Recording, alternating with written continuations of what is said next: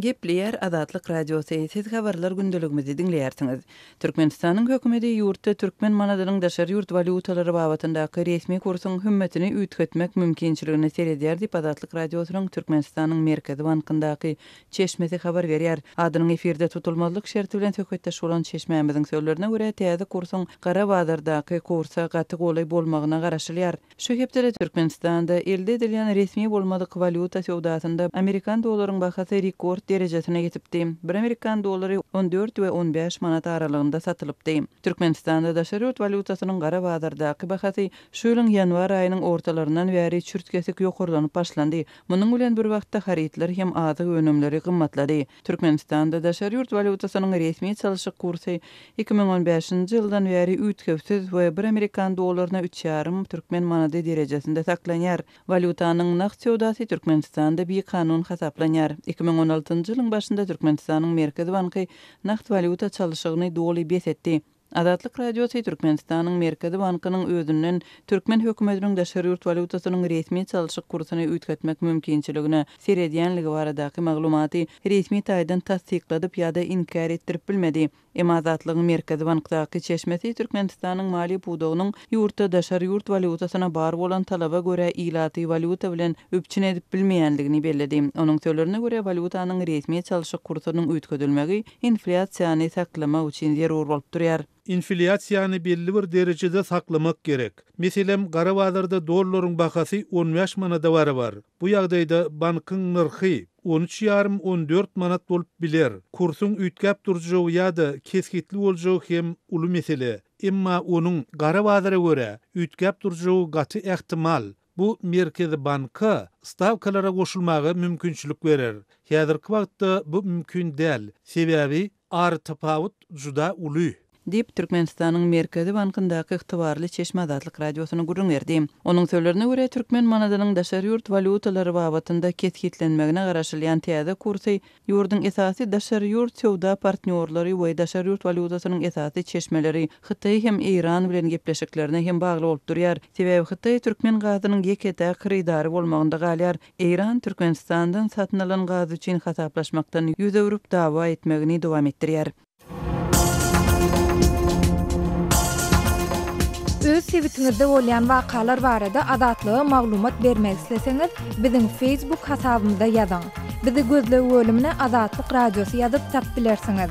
Siz suratlaryňyzy we videolaryňyzy hem ýollap bilersiňiz. Azatlyk siziň şahsiýetiniňizi gizlinlikde saklar. Siz bolan wakalar barada maglumat beriň, biz hem habar bereriz.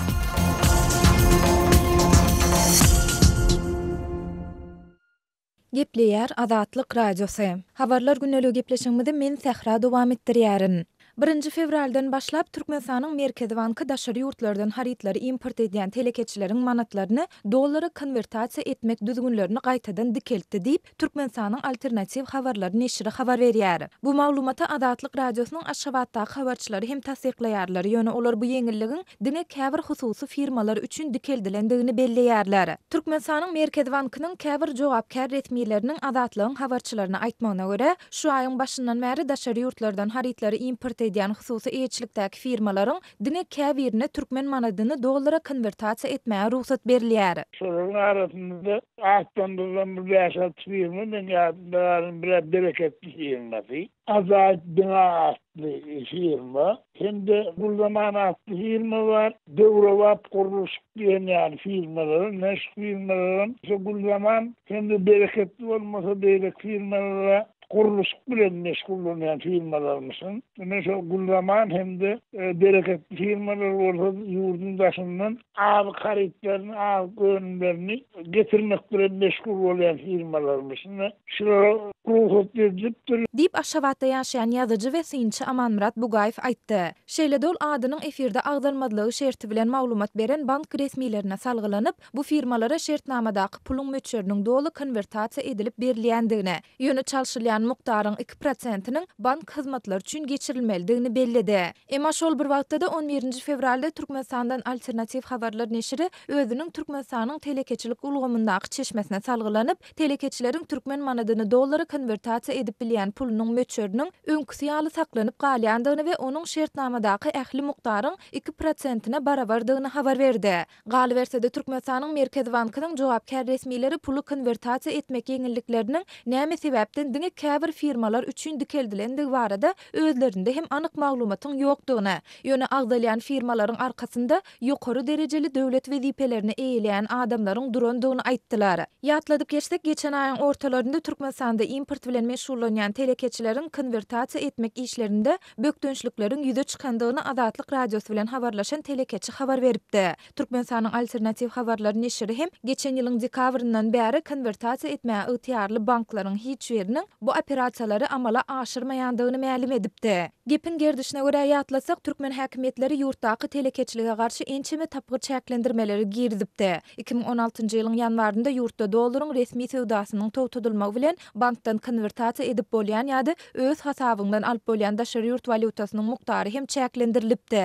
Bu ýagda ýurtda valyutanyň iki ýagyny döwlet we gara bazar kurslarynyň emele gelmegine getirip, häzirki wagtda 1 Amerikan dollary döwlet kursunda 3 manat 50 teňe barabar bolsa, gara bazarda ol 14 manada golaýlady. 2013-njy ýylda Türkmenistanyň Merkezi Banky telekeçileriň milli pul birligindäki bank hasaplaryndan awtomatik konvertasiýany çäklendirip, naqdlaşdyryp bolýan puluň möçörüni bolsa 35 000 manat, ýagny döwlet kursu bilen 10 000 Amerikan dollary möçöründe diýip kesitläpdi. 2016-njy ýylda ýurdun banklaryndan türkmen telekeçileri daşary ýurt kärhanasy bilen baglaşan şertnamasyndaky umumy pul serişdesiniň 3%-ni konvertasiýa edip bilen bolsa, bu mukdar 1,4-2% çenli adaldylypdy.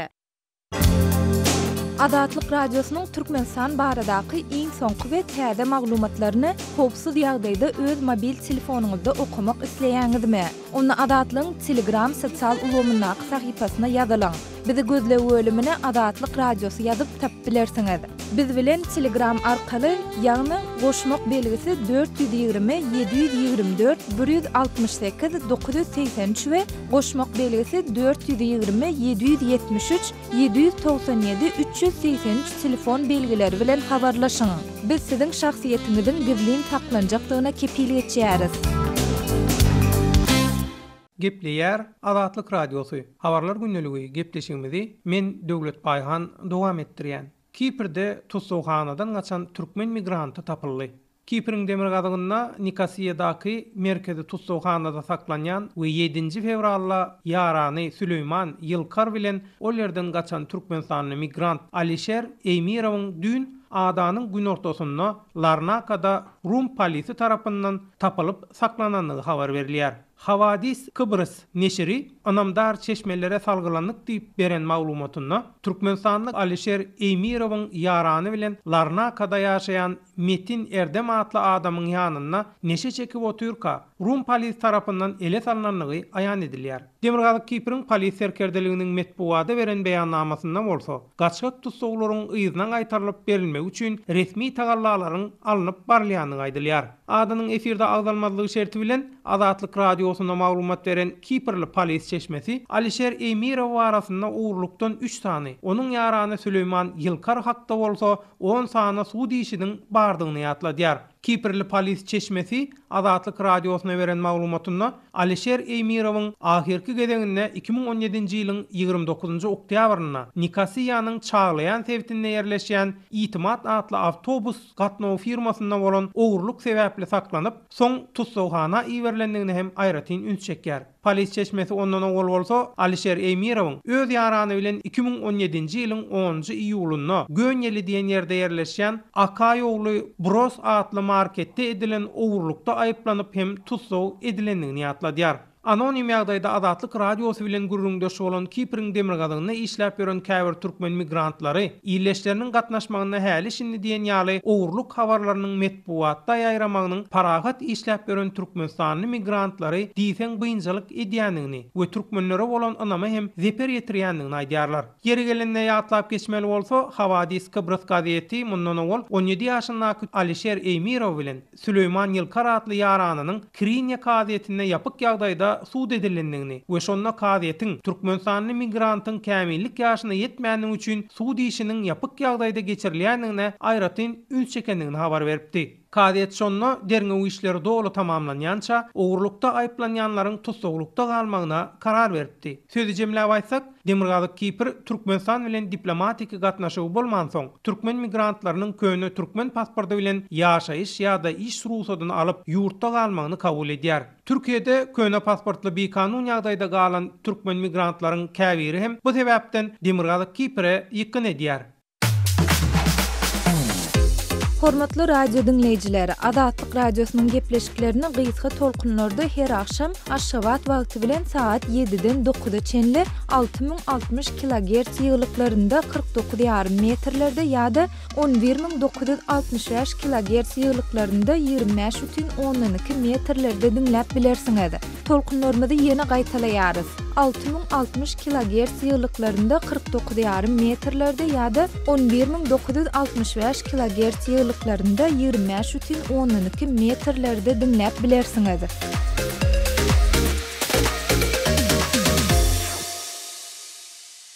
Gepleýär Adatlyk Radiosy. Hormatly dinleýijiler, habarlar gündeligimizi dinleýärsiňiz.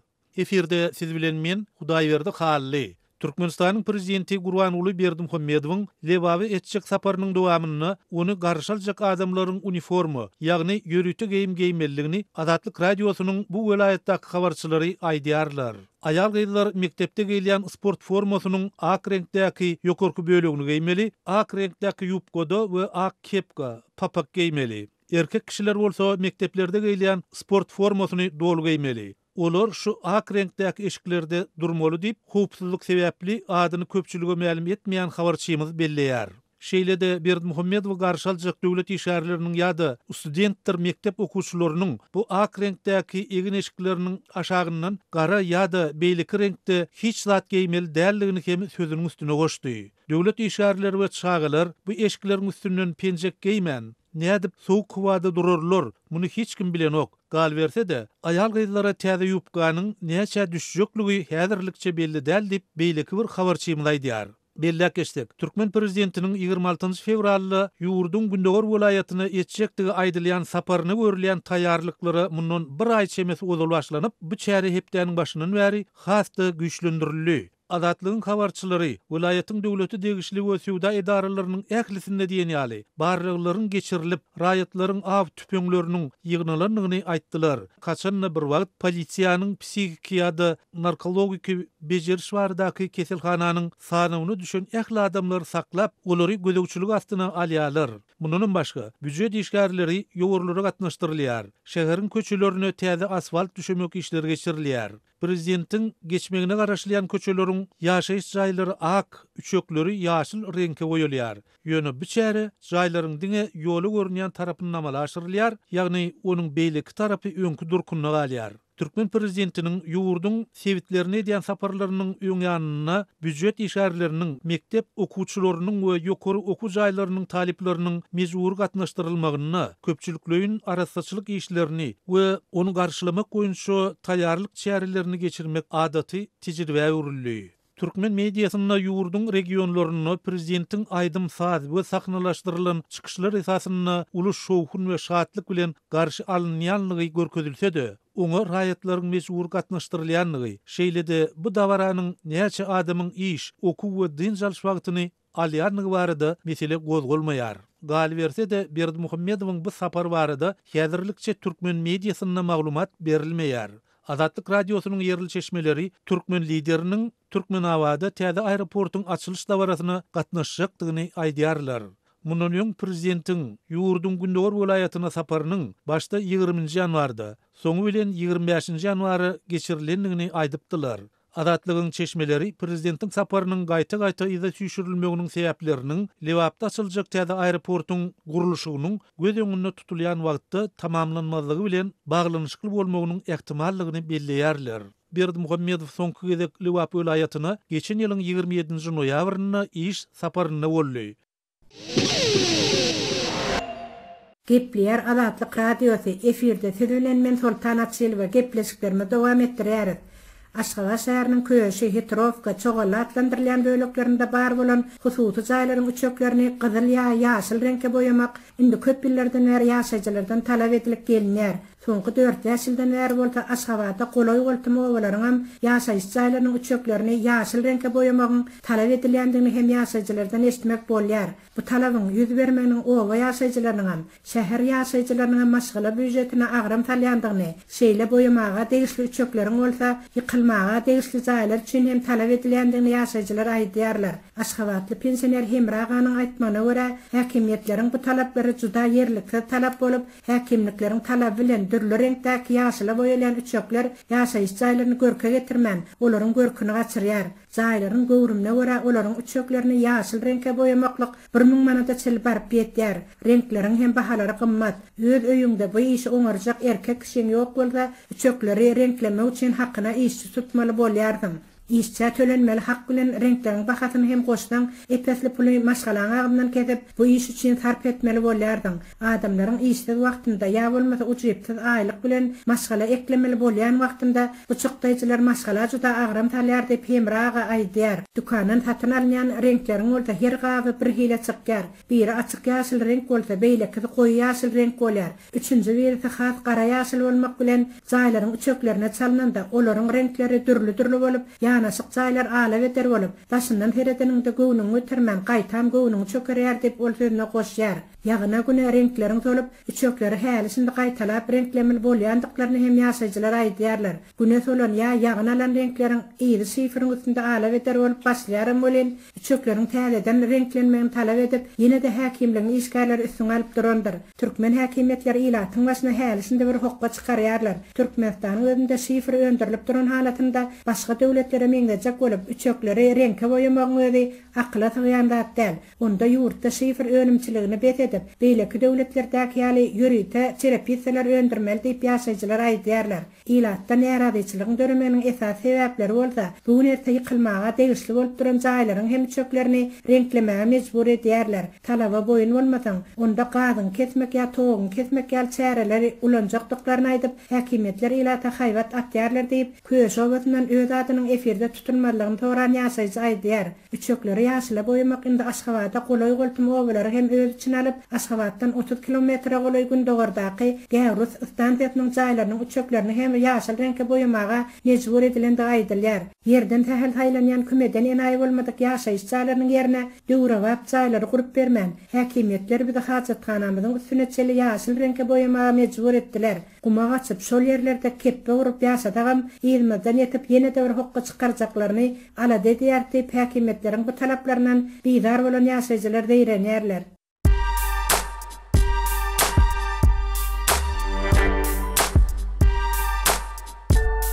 Qadarly dinleyijiler, indi siz Türkmenistanda bolup geçen soňky wakalary Azatlyk radiosynyň Odnoklassniki tahypasyndan hem izarlap bilersiňiz.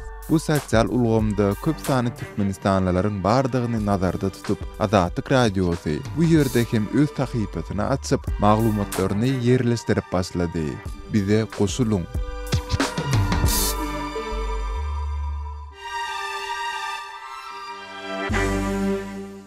Gepleýär Azatlyk radiosy. Habarlar gündeligini men Araz Perweş dowam etdirýär. 2017-nji ýylyň aprel aýynda Şweýçarda bir ýük maşyny köşeden Marian Märekanyň üstüne sürüp, ençeme adamyň ganyna galan hüjümçi Stockholm haýatynda barýan prosesiň ilkinji güni özüniň etmişligini boyun aldy.